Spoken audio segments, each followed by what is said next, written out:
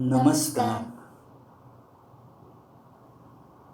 सनातन संस्था और हिंदू जनजागृति समिति द्वारा आयोजित नाम जप सत्संग इस विशेष कार्यक्रम में मैं श्रीमती शिप्रा जुवेकर आप सभी का पुनः हार्दिक स्वागत करती हूँ। यहाँ के स्थान देवता, वास्तु देवता और भगवान श्री कृष्ण जी के चरणों में प्रार्थना करते हैं कि आज का यह कार्यक्रम निर्विघ्न रूप से संपन्न हो।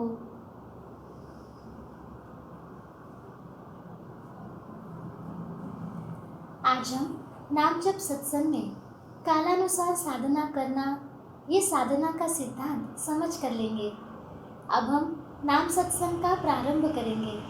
सनातन संस्था के धर्म प्रचारक संत सद्गुरु नंद कुमार जादव जी हमें मार्गदर्शन करेंगे और उसके बाद प्रत्यक्ष संतों के साथ हम सामूहिक नाम जप अर्थात एक ही समय पर अपने अपने स्थान पर नाम जप करने का प्रयास करेंगे। अब मैं सनातन संस्था के धर्म प्रचारक संत सद्गुरु नंद कुमार जादव जी से प्रार्थना करती हूँ कि हमारा मार्गदर्शन करें। जी,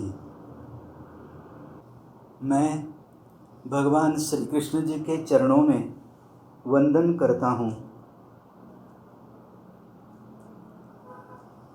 आप सभी से अनुरोध है कि आप अपने इष्ट देवता अथवा उपास्य देवता अथवा कुल देवता से प्रार्थना करें कि आज का ये कार्यक्रम हम निर्विघ्न रूप से सुन पाएं। आज भारत के स्वतंत्रता संग्राम की एक कथा आप सभी को बताऊंगा, जो आपको संभवतः ज्ञात नहीं होगी। भारतवर्ष में अंग्रेज़ों के विरुद्ध क्रांति का प्रयत्न करने वाले पुरुषों में वासुदेव बलवंत फडके का नाम अग्रगण्य है। उनका जन्म वर्ष 1845 में हुआ और वर्ष 1883 में उनकी मृत्यु हुई। उनके आराध्य देवता श्री दत्तात्रेय थे। वे उनकी पूजा एवं गुरु चरित्र का पाठ किए बिना अन्न ग्रहण नहीं करते थे। प्रतिदिन के पाठ हेतु उन्होंने गुरु चरित्र की एक पोथी अपने हाथ से लिखी थी। उसी प्रकार वे श्री दत्तात्रेय का नाम का प्रतिदिन 5 सहस्त्र बार नाम जप करते थे और अन्य समय भी दत्त नाम का सहज ही उच्चारण करते थे। पूजा एवं जप पूर्ण होने के उपरांत वे बहुत समय तक ध्यान लगाकर बैठते थे।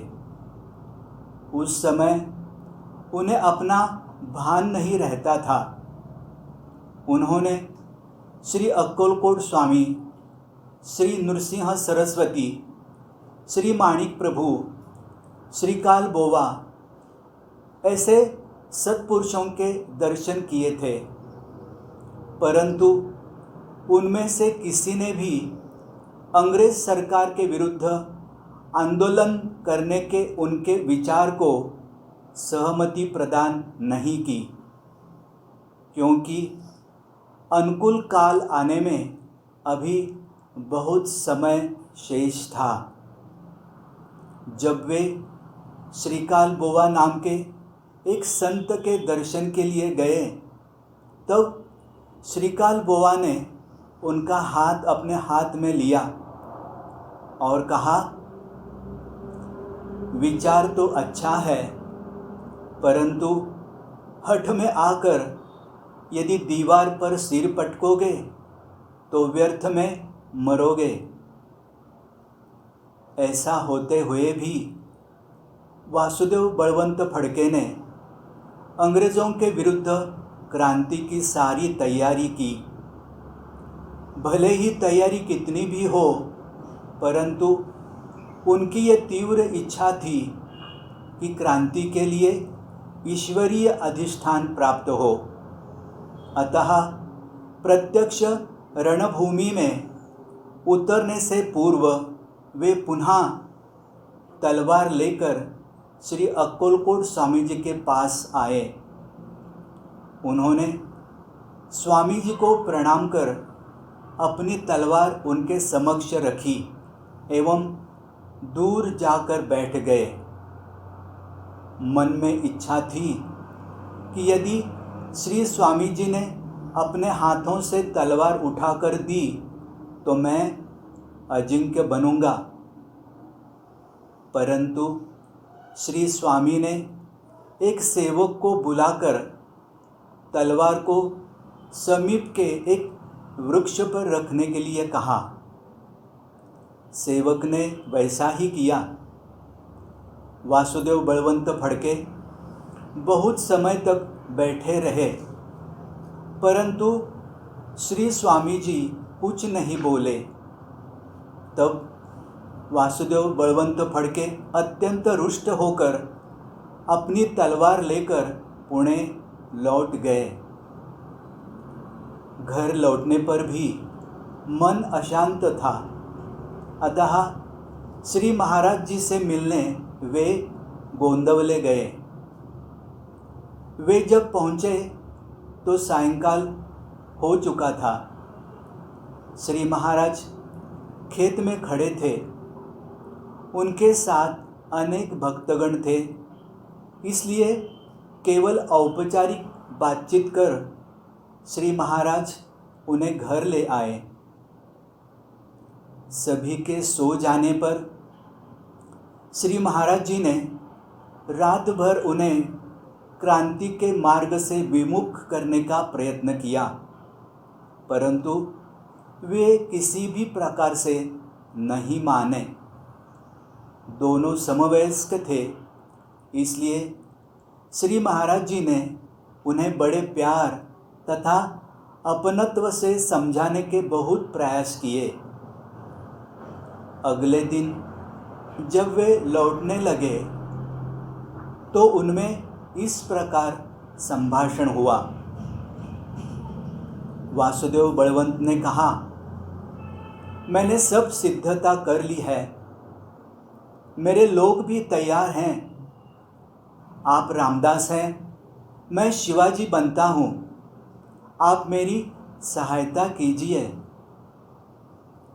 इस पर श्री महाराज ने हंसकर कहा, नहीं नहीं, मैं रामदास नहीं हूँ और तुम शिवाजी नहीं बन सकोगे।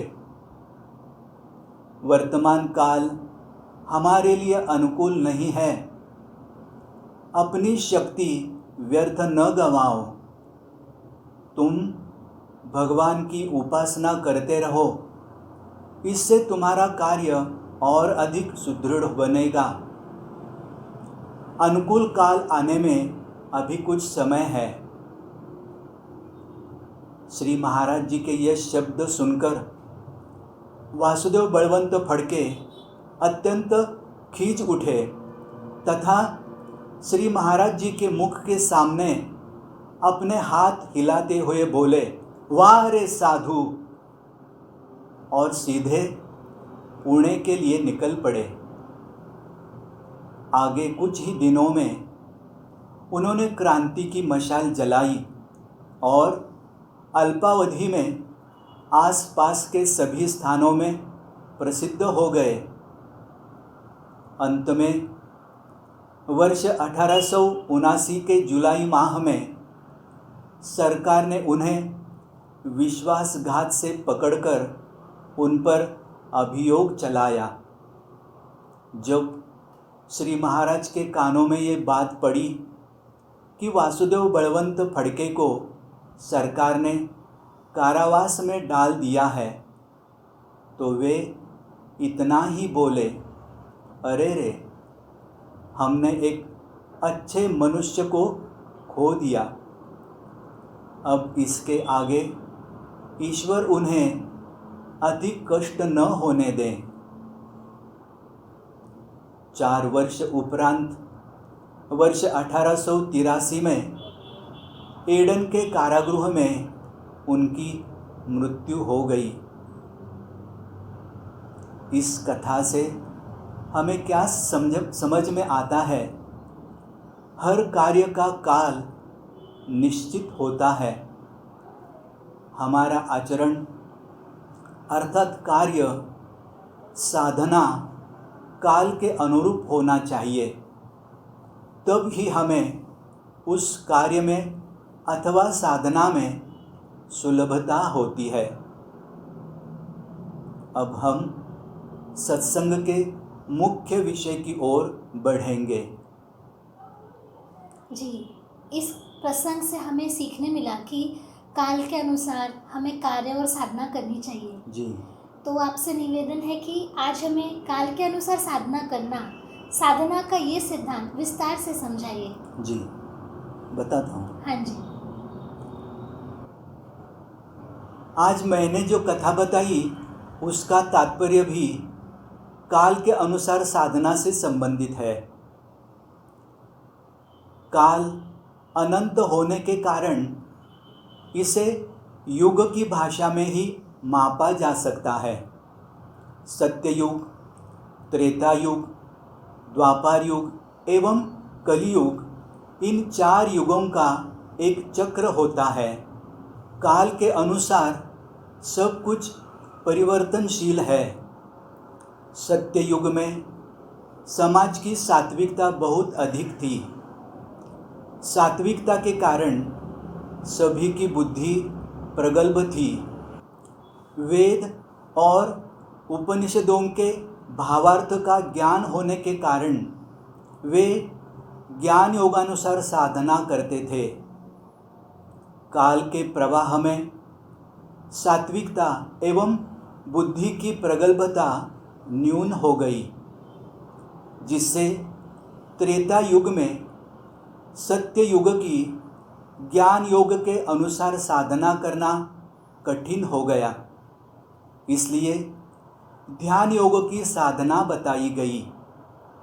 इसके अनुसार आध्यात्मिक उन्नति हेतु निरंतर अनेक वर्षों तक ध्यान लगाकर बैठना पड़ता था। तदुपरांत द्वापर युग में सात्विकता और भी न्यून हो जाने पर ध्यान लगाना भी संभव नहीं रहा एवं मनुष्य की आयु सीमा भी न्यून हो गई। इसलिए द्वापर युग में यज्ञ यागादि कर्मकांड बताए गए।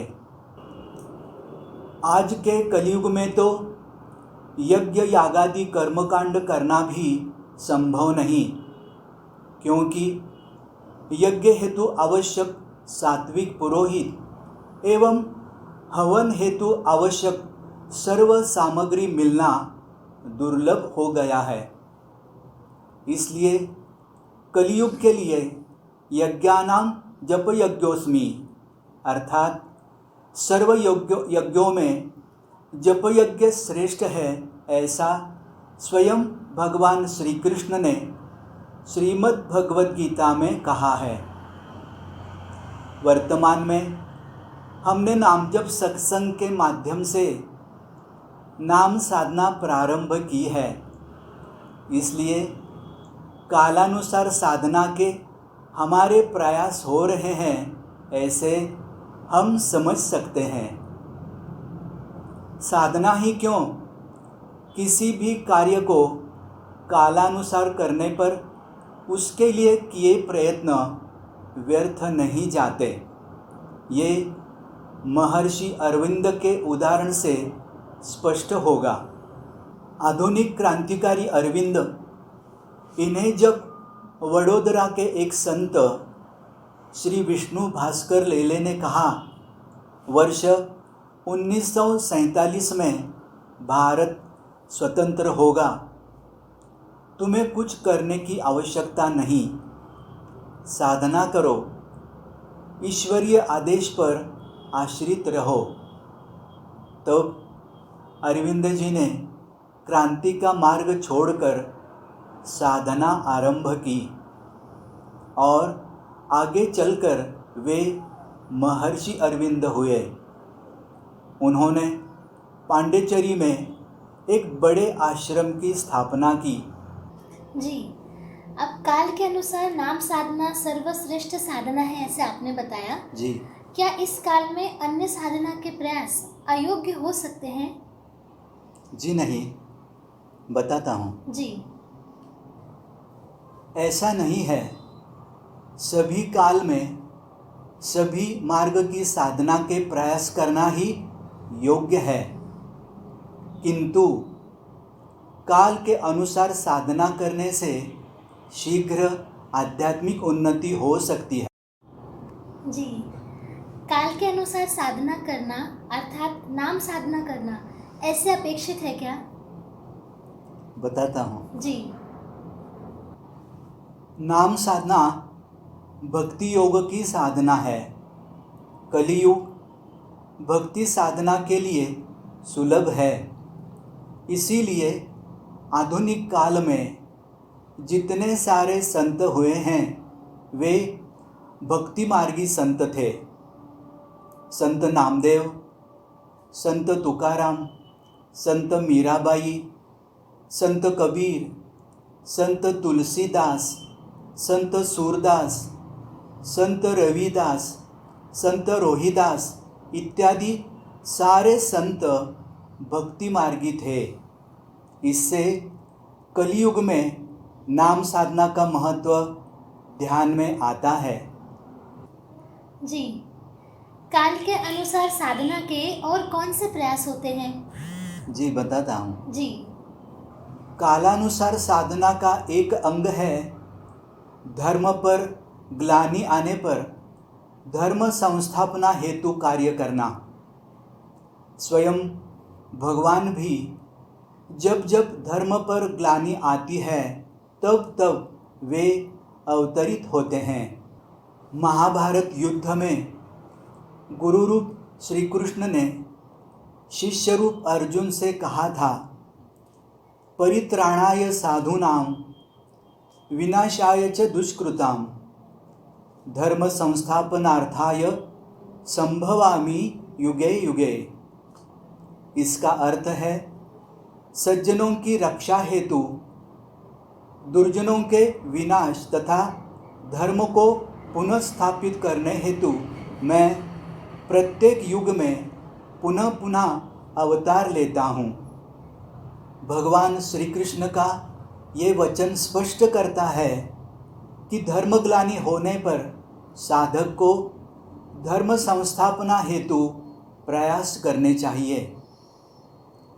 धर्म संस्थापना का यही आदर्श लेकर कुछ गुरु शिष्य जोड़ी ने धर्म संस्थापना का ऐतिहासिक कार्य किया है, जैसे आर्य चाणक्य और चंद्रगुप्त, विद्यारण्य स्वामी और हरिहर राय, समर्थ रामदास स्वामी और छत्रपति शिवाजी महाराज इत्यादि। आज भी धर्मग्लानि का वातावरण है। लोग अधर्माचरण करते हैं, इसलिए धर्म संस्थापना की अत्यंत आवश्यकता है। लोगों को अर्थात राजा और प्रजा को धर्म मार्गी बनाने के लिए धर्म जागृति हेतु कार्य करना, दुष्प्रवृत्तियों को कानूनी स्तर के प्रयास से प्रतिबंधित करना और सुराज्य निर्माण के लिए प्रयास करना, ये आज के काल में धर्म संस्थापना का कार्य होगा। हमारे पूज्य गुरुदेव तथा सनातन संस्था के संस्थापक परात्पर गुरु डॉक्टर आठवले जी ने कहा है, वर्ष 2023 से 2025 की अवधि में भारत में धर्म संस्थापना होगी और भारत हिंदू राष्ट्र के रूप में स्थापित होगा। इसलिए इस काल को ध्यान में रखकर हिंदू राष्ट्र स्थापना हेतु कार्य करना भी एक प्रकार से कालानुसार साधना ही है। सूर्योदय, सूर्यास्त, ग्रहण इत्यादि संधि काल में साधना करने का विशेष महत्व है। क्योंकि उस समय वातावरण में सत्व, रज एवं तम इन तीनों गुणों में से किसी की अधिकता नहीं होती। इनकी सम अवस्था होने के कारण इस काल में त्रिगुणातीत होने के लिए आवश्यक साधना करना सरल होता है। वर्ष 2020 से 2025 ये 5 वर्ष का कालखंड संक्रमण का काल होगा। इस काल में हिंदू राष्ट्र स्थापना हेतु कार्य करने पर संधि काल में साधना करने का लाभ मिलेगा। अब हम प्रत्यक्ष नाम जप करेंगे। विज्ञान में तात्विक अर्थात थ्योरी के लिए अधिक अंक और प्रैक्टिकल अर्थात कृति के लिए कम अंक होते हैं, लेकिन अध्यात्म में तात्विक भाग को केवल 2% ही महत्व है और प्रत्यक्ष कृति अर्थात साधना को 98% महत्व होता है।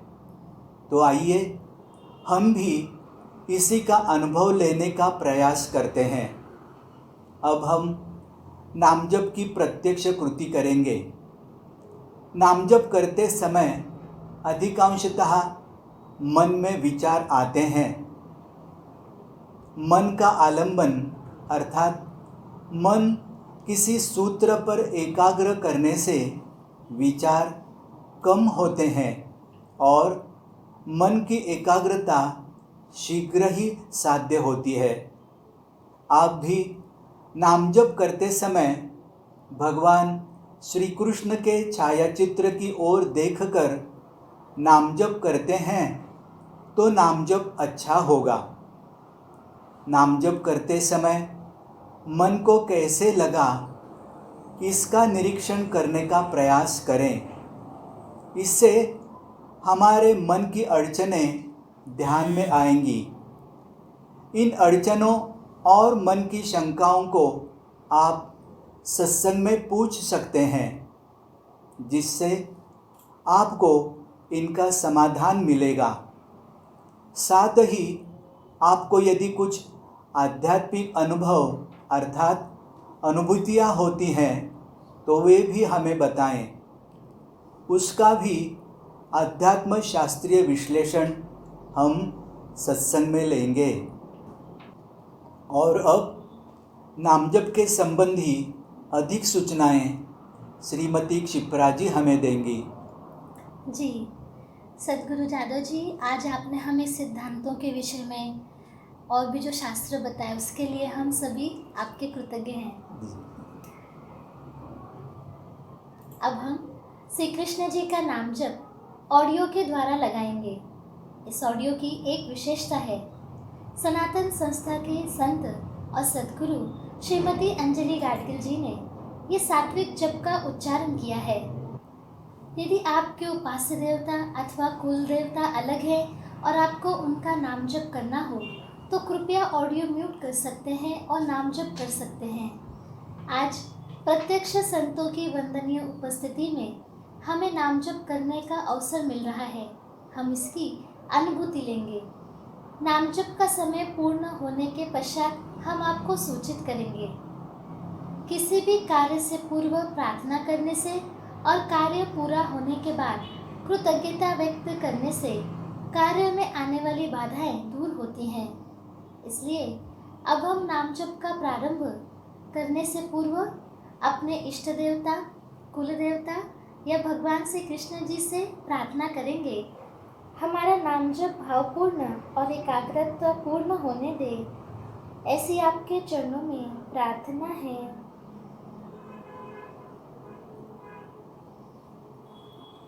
अब हम प्रत्यक्ष नाम जप का आरंभ करेंगे। ओम नमो भगवते वासुदेवाय। ओम नमो भगवते वासुदेवाय। ओम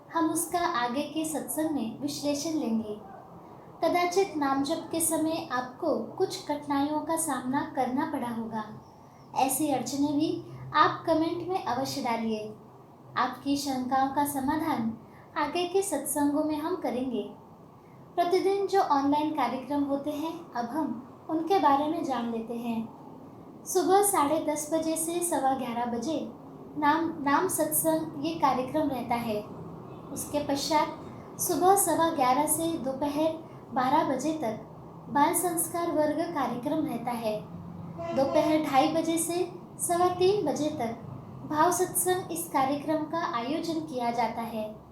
शाम 4 बजे से 4:45 बजे तक सुबह लाइव हुए नाम सत्संग का पुनः प्रसारण रहता है और रात 9 बजे धर्म संवाद ये कार्यक्रम रहता है, जिसका पुनः प्रसारण अगले दिन दोपहर 1 बजे होता है।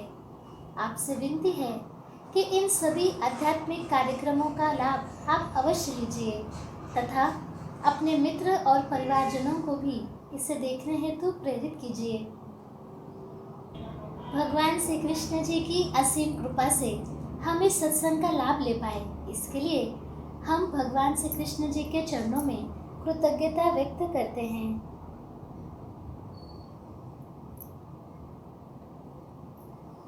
आज का यह नाम जप सत्संग यहीं संपन्न होता है, ऐसा मैं घोषित करती हूँ।